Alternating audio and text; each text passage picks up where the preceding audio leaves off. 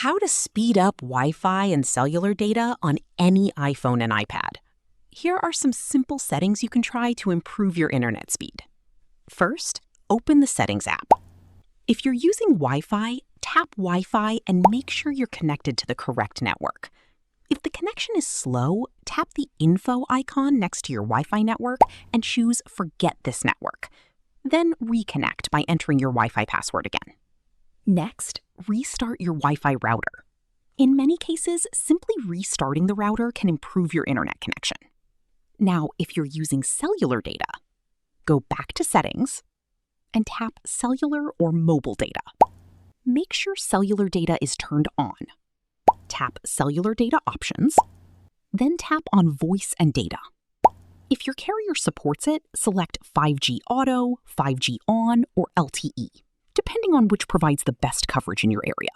Another helpful step is to disable low data mode if it's enabled. This feature can limit background network activity and reduce internet performance. Go back to Settings, then tap General. Select Transfer or Reset iPhone, then tap Reset. Choose Reset Network Settings. Enter your passcode and confirm.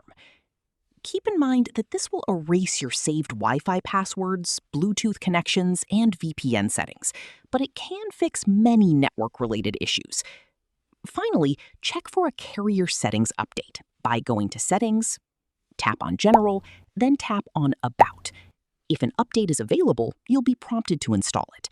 And don't forget to keep your iPhone updated to the latest version of iOS, as software updates often include network performance improvements and bug fixes. And that's it. These tips can help improve your Wi-Fi and cellular data performance on your iPhone or iPad. Thanks for watching. If this tutorial helped, don't forget to like the video and subscribe for more iPhone tips, tricks, and how-to tutorials.